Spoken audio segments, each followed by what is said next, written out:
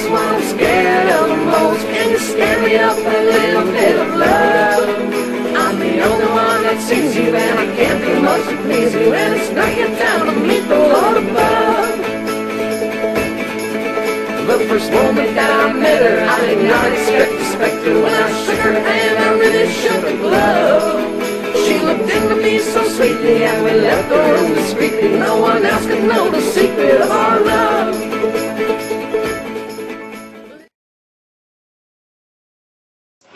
Okay. Back up the side shirt. I'm holding. Turn around once more. Let's see the whole shirt. Very nice. Who'd that come from? Zach Bagans. Very good.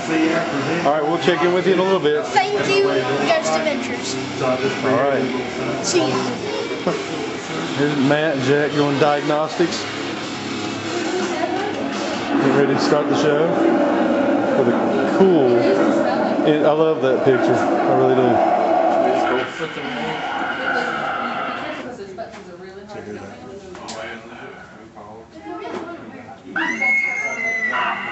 It's awesome. Jack, you put some time in. Yeah. Alright, here's where we'll need to turn it up. Now you're going to see this between each clip. That's when we'll pause. So starting right after. So Jeff. What's up? It's Jeff hanging out with Jeff. Hey, it up. So, yeah, we're just kind of chilling like that. Oh, we had somebody actually stealing Luke's shirt. You can touch it. Yeah, but we have you on camera now. You can't steal it.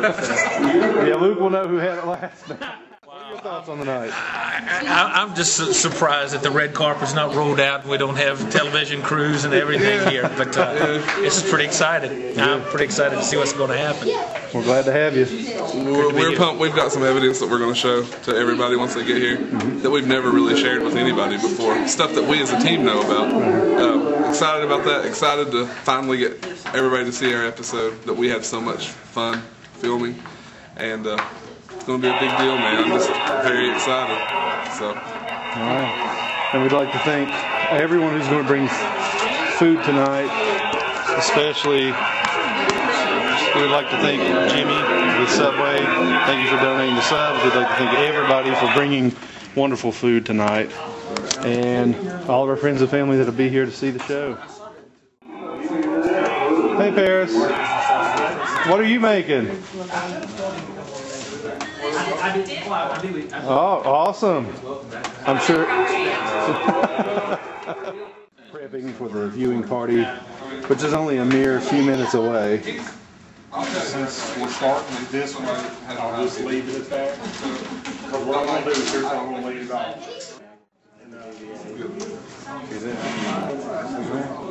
So start describing and then from your name. Do you want on film? No, do you want on film? No.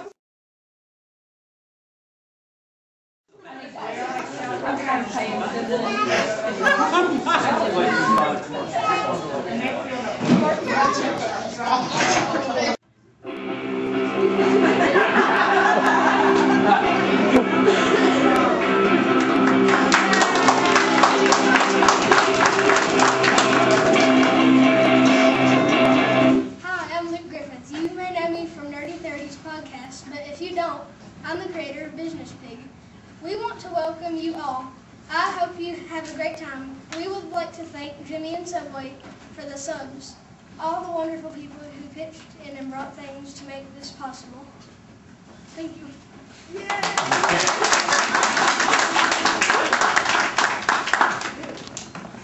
Alright guys, I want to thank everybody that did come out, friends, family, everybody. We're pretty excited about tonight, to be honest. As you guys know, we went up and filmed an episode of the Paranormal Challenge. That's why you're all here.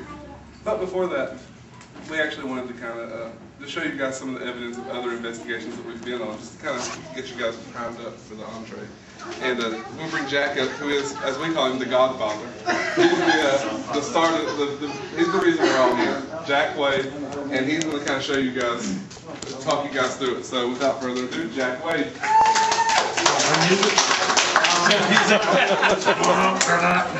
Alright, so I'm the Godfather. Hand me your money.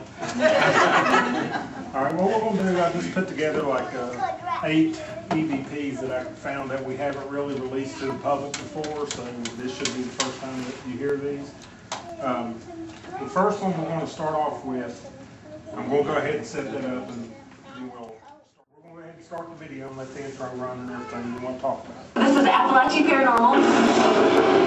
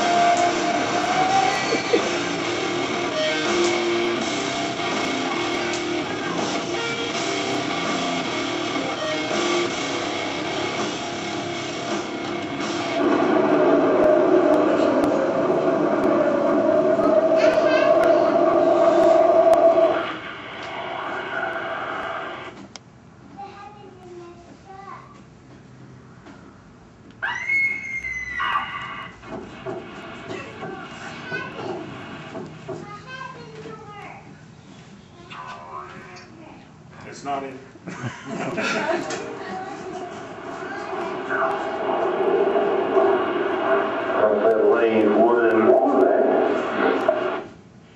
Okay, did y'all hear that long drawn out go?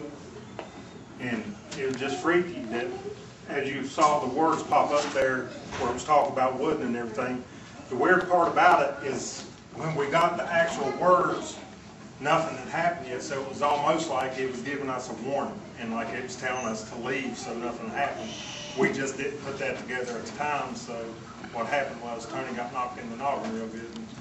We figured it out afterwards. So this next EVP I'm going to play for you, this was a place down in Law, West Virginia, and it was an old house built back in the 1700s. And one of the most popular stories from this location was about a group of Indians had kidnapped a little girl, and they took her up into Kentucky. And the father tracked them down years later, and they found the little girl, and they brought her back. And so, you know, it's a real interesting story. There was also her little brother, when the Indians attacked to kidnap this little girl, her little 10-year-old brother had actually gotten killed in this house. One of the family friends have actually got killed in this house. You say Indian raising and clear. Is there something down here you're afraid of? Did you say no? We don't know. It said no. I heard it. And as you hear from that, we all know Jeff definitely heard it. Did y'all hear it say no in answer to the question? Now these are actually what we would consider more as a disembodied voice than actually an EVP. An EVP is when you can put a recorder down and you capture a voice that nobody else can hear. A disembodied voice is something you're hearing at the same time it's being captured on the recorder. So it turned out to be a pretty good catch for us tonight. Now we're going to go back to the same town but a different location as the first EVP or disembodied voice we got. And this place was awesome. We've actually been back there 2 times. We've caught more evidence in this one place than we have probably anywhere else so far. It's never let us down. The video that we just had running a little bit ago was showing you all the equipment interference. That was also at this location. This was the same night that we captured this EVP here. And what was weird is all of our equipment just started malfunctioning for no reason. I mean, DVR just shut off by itself, came back on just that quick. We had cameras shut off. We had problems with the recorders that night. The PX that we used, which is one of the top boxes I was describing, it started sounding like R2D2, which you saw on the video. There's a lot of things that were just going on that night that we couldn't explain. And we tested the equipment after we got out of there, checked everything out. We've never had another problem with any of the scene. So just listen real close. You may want to go ahead and turn the volume up just so everybody can hear it. You go ahead and roll.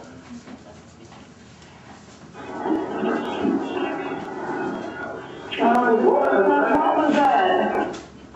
But you catch some creepy stuff sometimes, and the funny thing is you don't know what's going on until you get home and start analyzing the evidence. And then when you hear something like this, it kind of gets to you because you're wondering, okay, what could have happened, you know? You never know what you're getting Can you touch this one? Okay, I just think I heard something go around. How many of you heard that at the beginning? It sounded like a rap. You want to do it one more time?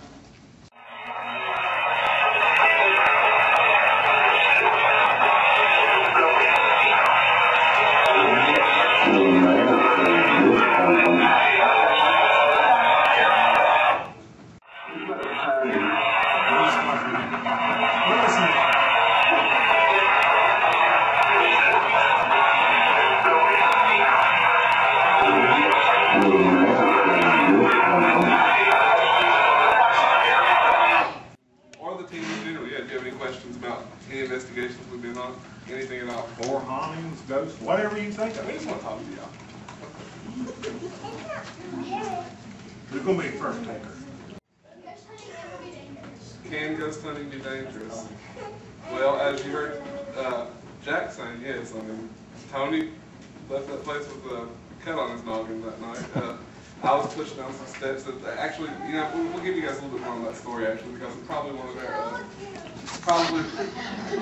of their more crazy nights was there's a local place that we went to. It's an old single room church that reportedly some things have happened in. Reportedly some cult activity, I guess you would say. We went up there and investigated, and the series of events that happened that night is something that, no matter what, I don't think I can fully